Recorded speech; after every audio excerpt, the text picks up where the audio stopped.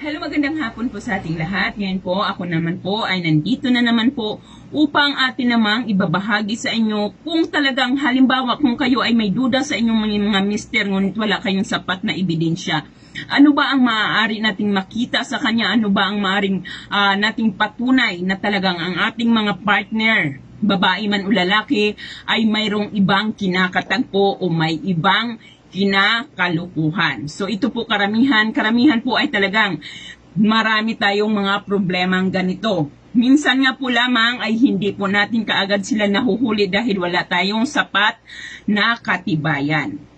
Ngunit ito pong aking ibabahagi sa inyo ay malaki pong tulong kung paano ba natin malalaman ng ating mga mister, ng ating mga girlfriend ay may mga kinakatagpong iba o mayroong ibang kinalulukuhan. So narito po ang maaaring palatandaan ng mga ito.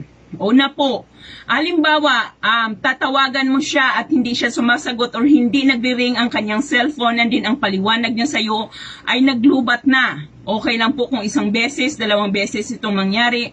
Ngunit kung panay-panay na lang na yan ang idadahilan niya sa iyo, mag-isip ka na. Mag-isip ka na kung bakit laging panay na lamang lubat ang kanyang cellphone.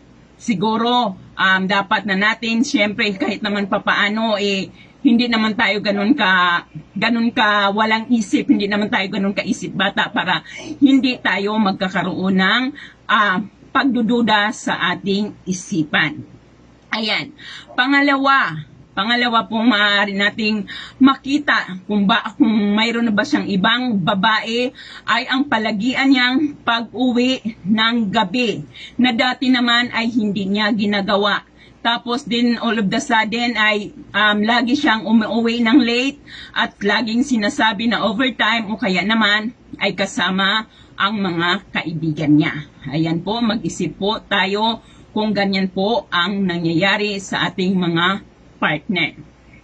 Pangatlo, hindi na siya nagbibigay ng effort. Kung kayo, halimbawa, kung kayo ay mayroong mga hindi pagkakaunawaan, hindi siya na nag-i-effort na ayusin ang inyong mga hindi pagkakaunawaan. Sa halip na ayusin ay hinahayaan niya ito na lumala pa. Hindi niya, halimbawa, kung noon ay gumagawa siya kaagad ng paraan para maayos ang problema, ngunit ngayon ay parang baliwala na sa kanya, hindi na siya nag-i-effort para ayusin pa yung mga problema na yan, ay maibig na po yang sabihin.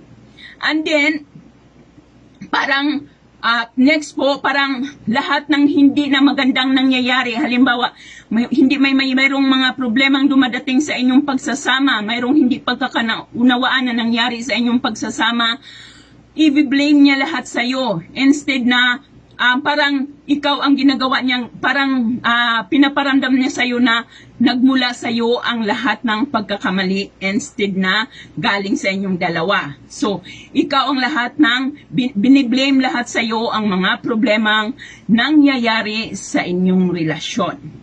Pangatlo, pang-anim, takot siya or hindi na siya nag-i-effort na dalhin ka sa ibang lugar or mamasyal kayo sa isang lugar na isasama kanya ay hindi na niya ginagawa.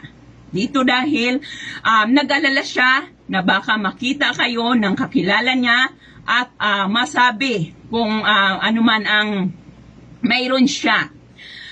Next, hindi kanya niya dinadala or kung halimbawa mayroong mga party-party sa mga kaibigan niya or sa mga magulang niya ay hindi kanya niya dinadala doon. Kumbaga, dati naman tuwing may ganyan, may birthday ng kaibigan niya ay hindi na siya nag-i-effort pa na isama ka.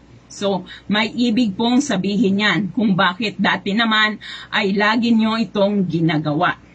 Kung dati-rati ay may time siya sa'yo, ngayon ay mas pinipili na niya ang pagdating sa bahay instead na or pagdating sa dati niyong ginagawa na pagkikita ay lagi siyang naghahanap ng dahilan upang hindi kayo magkita or magkasama. So halimbawa kung kayo naman ay mag-asawa, gumagawa siya lagi ng alibay upang hindi na magawa pa ulit ang mga dati ninyong ginagawa.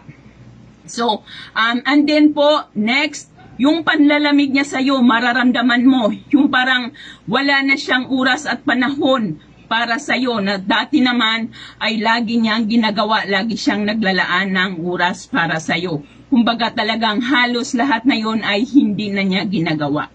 Ibig sabihin lamang po nito ay talagang, ano po yan, positive, na mayroon po siyang ibang kinalulukuhan. Kaya maging maingat po tayo, maging mapagmatsyag at talasan natin ang ating isipan. So ayan po lamang, maraming salamat po at magandang tanghali or hapon sa ating lahat.